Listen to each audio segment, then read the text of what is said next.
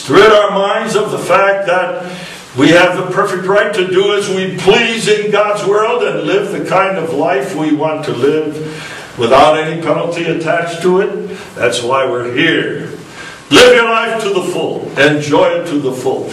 And as the world bombards us with its lusts and its pleasures and its enticements of every sort, through the television and over the radio and in the schools, which the world sets up to spread its own propaganda, we have that constant, incessant bombardment of those who belong to Satan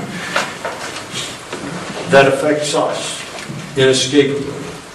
In addition to that, Satan is our enemy too,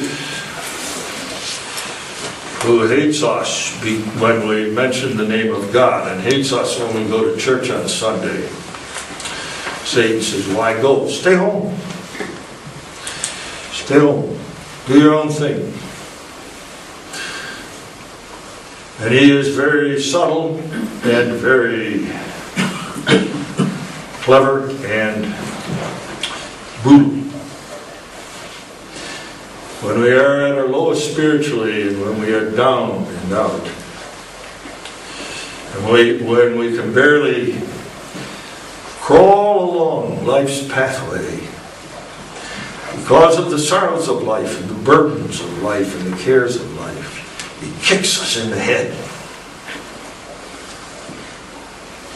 Interested in only one thing, and that is to take us out of the hands of Christ. John 10 means everything to the Christian. No one shall pluck them out of my hands. No one. Or Paul in Romans 8. What shall separate us from the love of Christ? And gives a long and imposing list. And when we read that list, we shake our heads and say, oh my, sometimes these things do separate me from the love of Christ. And then come the words of God, nothing can separate you from the love of Christ, the love of God in Jesus Christ. But that's our enemy, our arch enemy, and when we forget about him, then he's lurking around the corner, waiting for us to pounce on us. Peter describes him as going about like a roaring lion, seeking whom he may devour. And then our spiritual life becomes a pile of ashes, a shambles. We don't pray, we don't want to pray. Devotions mean nothing to us. Scriptures are obstacles to our mad and relentless pursuit of pleasure. Anything spiritual disgusts us. Our obligations and responsibilities before God as members of His church are pushed to the side, all because of the fact of this dreadful influence of those who are opposed to us. And then on top of it all, and I'm absolutely convinced, beloved, this is the worst, our own depraved natures, our happy hunting grounds for anyone seeking our souls, and our fertile soil for implanting the seeds of every kind of lust and pleasure and sin that there is. This is the admonition. Cleanse yourselves, your flesh,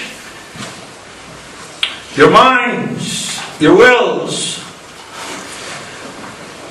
your bodies, so that having cleansed them, you can live in a proper relationship with the Most High, one of covenant fellowship, where you enjoy being a member of the family of God. And it's the most important of all experiences and possessions in all of this world. Now, the question is, How are we to do that? Well, in a certain sense of the word, the apostle explains that when he adds to the text, perfecting holiness in the fear of God. It's a remarkable expression. When you perfect something, you make it complete, perfect.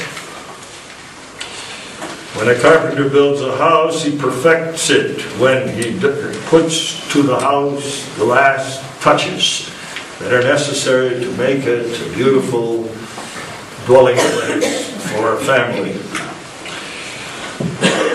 When a church is perfected, the last little things that have to be done are done. The last little items that have to be put into place. The last little pieces of woodwork that have to be tacked on the walls, whatever it may be. Then it's completed. Then you say, I'm finished. It's perfect. This is the way I wanted it. This is the way I envisioned it. I have attained to that. When we are made holy,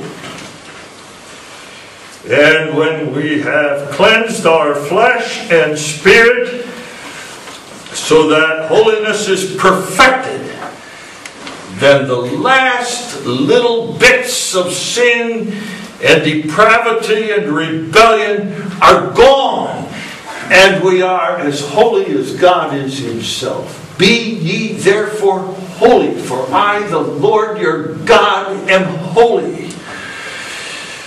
When we are like Him, then holiness is perfected. And, says the apostle, that's done. Holiness is perfected in the way of the fear of God. And that's an important addition, people of God. We must not forget that.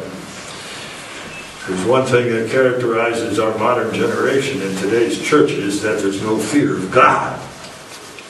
Now, I know, you don't have to remind me that the Scriptures use the word fear in two senses of the word, sometimes as terror,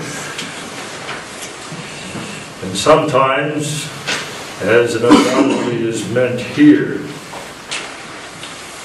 But would God there were a little more terror sometimes in the hearts of men, and in your heart, and in mine. Terror, stark, naked terror, as we stand before the holiness of Almighty God and weigh ourselves in comparison with that.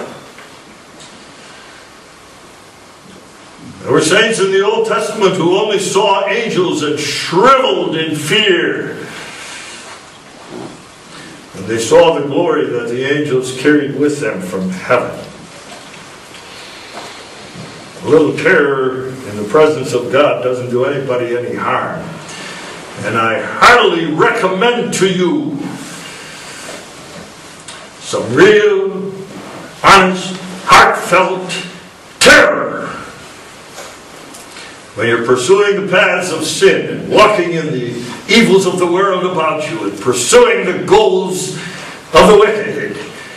And God hardly has a place in your life. A little terror would help.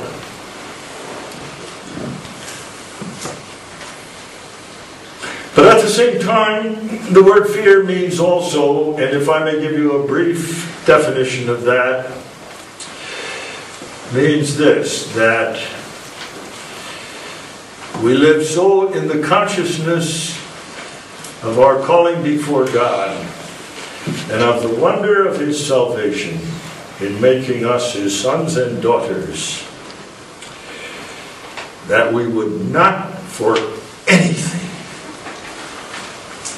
break the commandments of the God who has done such things for us. The only reaction when we stand face to face with the reality of our salvation is awe, wonder. Now, what can I do to please Him who has done all these things for me?